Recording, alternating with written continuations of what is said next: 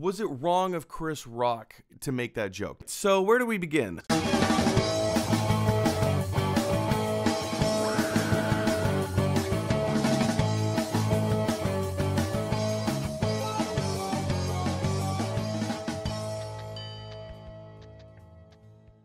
Yeah, Will Smith slapped Chris Rock at the Oscars.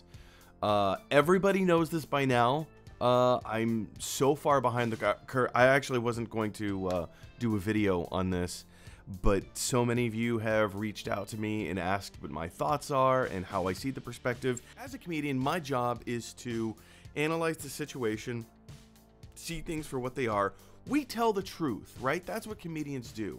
If we make something up that is not based in reality, it's not going to resonate with anyone because no one's going to understand what it is that we're saying or why we're saying it, right? I'm going to go out on a limb and say the vast majority of people watching the Oscars had no idea that Jada Pinkett Smith had or has alopecia, myself included. Is it reasonable to think that Chris Rock knew that she had alopecia? Yeah, I think that's reasonable.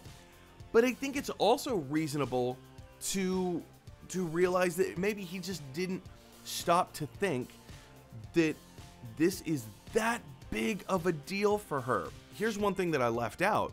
Chris Rock wasn't going by the jokes in the teleprompter.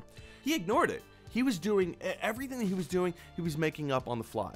I think the only thing that he did wrong or incorrectly was deviate from the teleprompter. I think that in the moment this thought came to him, it's a movie related joke. We're at the Oscars. There's an incredible performer sitting right in front of him with the shaved head. Makes him think of G.I. Jane. It's a seemingly flattering comparison, but it appears to me that in that moment, he wasn't thinking about her alopecia. He wasn't thinking about, hey, how can oh man, what's a good dig?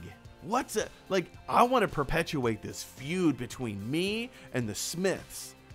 What's something that I can say that's gonna be masked, that everybody's gonna take my side? All I know is like the visual facts of what happened. Chris Rock made a joke. Was it in bad taste? Maybe, but it begs the question. Was Chris Rock being mean? I don't think that he was. He said what he said in the 2016 Oscars about, Jada not attending is, the same thing as just, it was kind of a gross foul joke of making a comparison to Rihanna's underwear. Okay, fine, whatever. That was then. That was 6 years ago. Saying something about someone 6 years ago in a, possibly off-color light, does that mean that you now have a rivalry with these people? I don't think so. Okay, so the slap. It's never okay to hit someone if you don't agree with the words that are coming out of their mouth. If somebody says something that offends you, that upsets you, that is not pleasing to you, that is mean or rude, you don't haul off and slug them as much as you want. You don't just reactively just... Okay, so the slap happens. Chris Rock gains his composure. Will Smith stops cursing, and they go on with the awards, right? It was wrong of Will Smith to hit Chris Rock.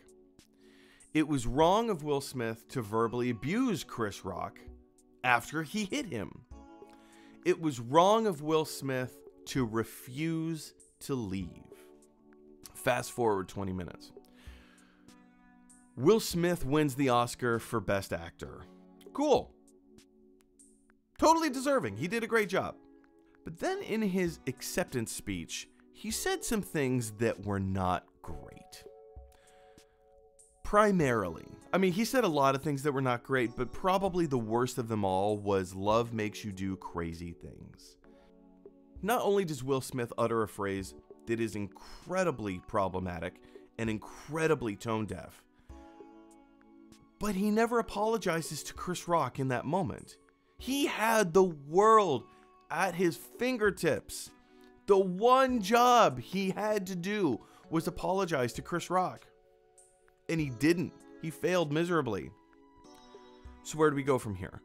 I believe that there needs to be adequate punishment to go along with this. Just merely kicking him out of the academy, that's big, that's huge. And it wasn't, you know, they're not kicking him out. He resigned because he knew it was going to happen anyway.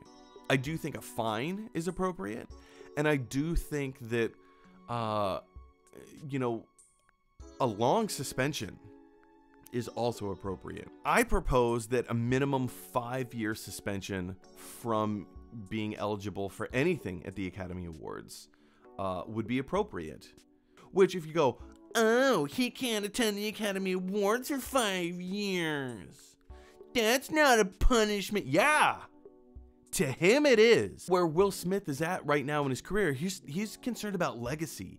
He is concerned about the thing that he's leaving behind. And right now, his legacy is incredibly tarnished. So if the last thing he ever does is slap another person on stage and gets, you know, basically cut off from everything, that's it. Like, that is the thing that everyone will remember him for. There's a big question if Will Smith is going to lose his Oscar, and I am 99% confident he will not lose his Oscar. If he lost his Oscar, there's a lot of other people that would also have to lose their Oscars.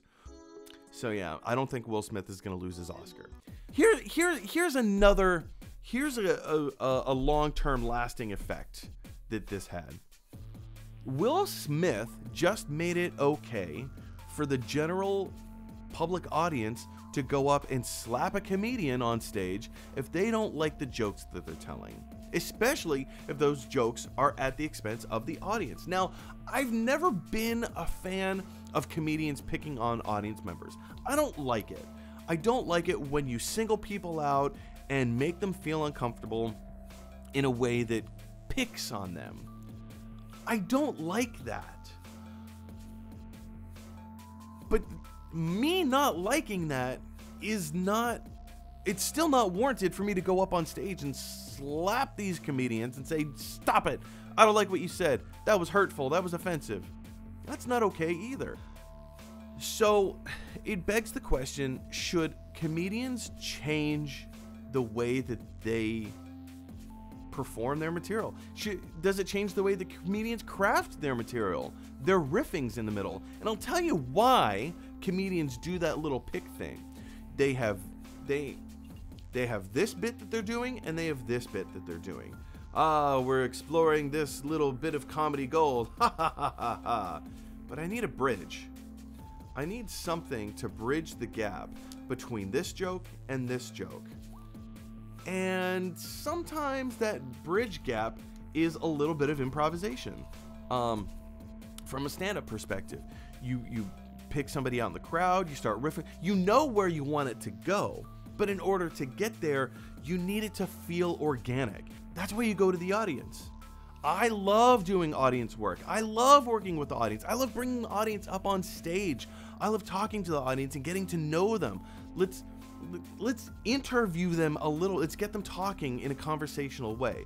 I don't want them to take over my show, but I need an organic way to get something out of them so that we can go on and move to the next bit, right?